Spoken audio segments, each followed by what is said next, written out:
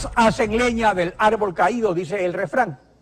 Y de alguna forma puede parecer el caso de Rafael Correa, el primer economista en ejercer la presidencia de la República.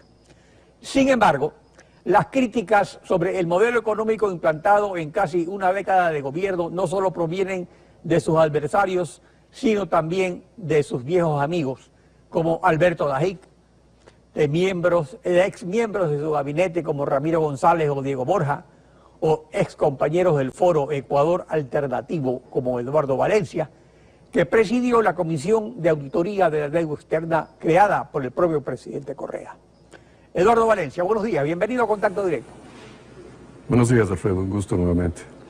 El sábado pasado el presidente Correa reivindicaba que su modelo no puede ser juzgado solo por la crisis petrolera, pues sus logros en cuanto a reducción de la pobreza han sido reconocidos por la CEPAL, Comisión Económica para América Latina de Naciones Unidas, el Índice de Desarrollo Humano por el PNUD, Programa de Naciones Unidas para el Desarrollo, el aumento del ingreso per cápita de los ecuatorianos ha sido registrado por el Banco Mundial, el FMI en su revisión 2014 de la economía nacional encomió las inversiones en infraestructura y ciertos avances sociales.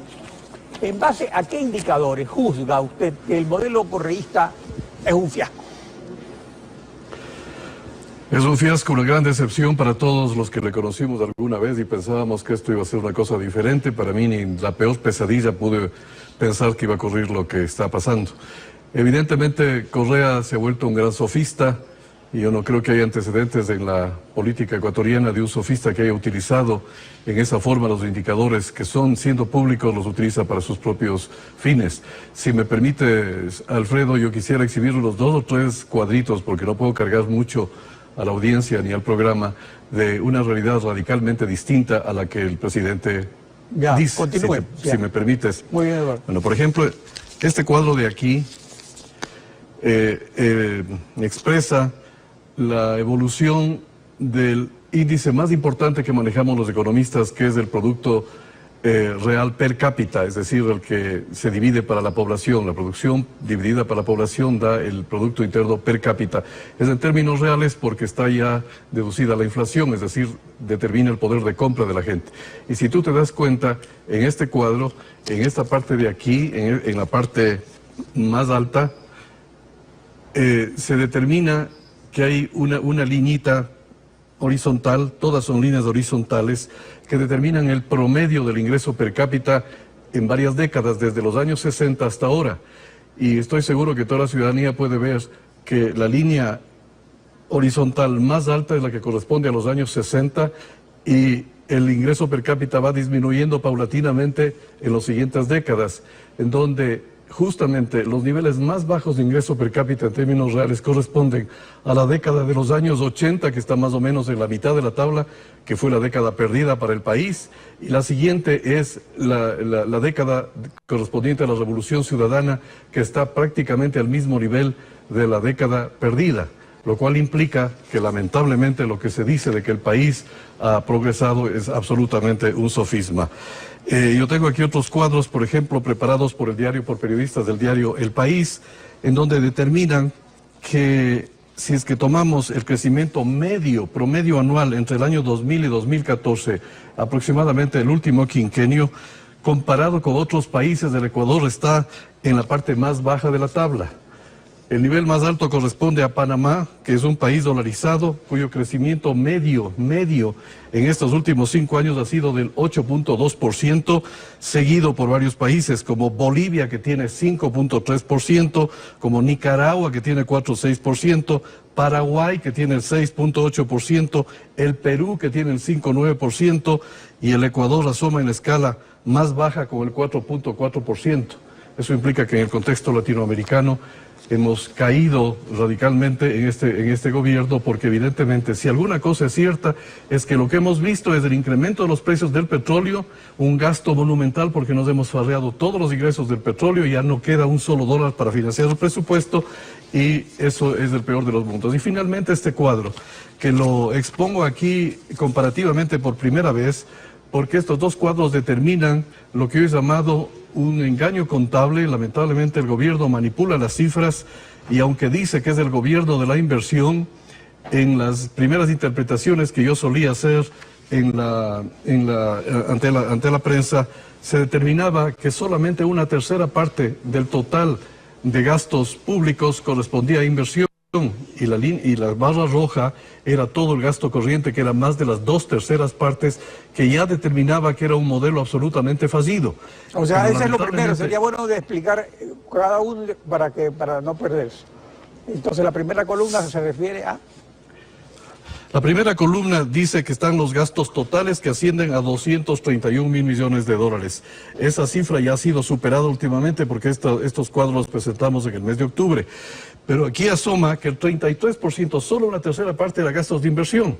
Y la mayor parte era gastos de corrientes, que como tú sabes, los gastos corrientes se esfuman, desaparecen, no quedan para el futuro. Pero cuando yo estuve en el Instituto de Investigaciones Económicas hasta el mes de diciembre último, revisamos estas cifras y encontramos un manejo contable vicioso, porque lo que verdaderamente hay, en el momento en que sacamos aquellas cosas que no son parte de la formación bruta de capital fijo, es decir, de inversión, la inversión se reduce al 19%, lo cual implica que más del 80%, no el 66%, el 80% corresponde a gastos corrientes y solamente el 19% a gastos de inversión. Aquí lo que ellos estaban haciendo, estaban incorporando gastos de personal que nunca han sido considerados formación bruta de capital fijo. Las Naciones Unidas tienen un sistema en el cual se determina la forma de calcular eso, y el pago a trabajadores o a consultores ciertamente no entra. Y tampoco la amortización de la deuda. Imagínese, ciudadanía, imagínate, Alfredo, que tú en una contabilidad tuya registrases como que te compras una casa con un crédito de un banco, una casa de 150 mil dólares y un banco te presta 150 mil, y que tú en tu balance añadirías como que tienes la propiedad del activo, el valor del activo y el valor del pasivo superpuesto, como que tuvieras una casa de 300 mil dólares. Eso es más o menos lo que ha pasado en contabilidad pública. Se llama el financiamiento, está bajo la línea, no entra a formar parte de la formación bruta de capital fijo, lo cual determina, en palabras simples, que este gobierno nos engañó, nos hizo creer que el petróleo se había destinado a la obra pública, a la inversión. El petróleo no ha participado en la obra pública, todo ha sido deuda, y realmente lo más grave de todo es que al haberse gastado tanto dinero en gastos corrientes, la economía actual está en un problema estructural gravísimo, del cual no saldremos sino en varios años. Usted ha comparado la situación actual con la década perdida de los años 80. Esa crisis fue global y por factores internacionales.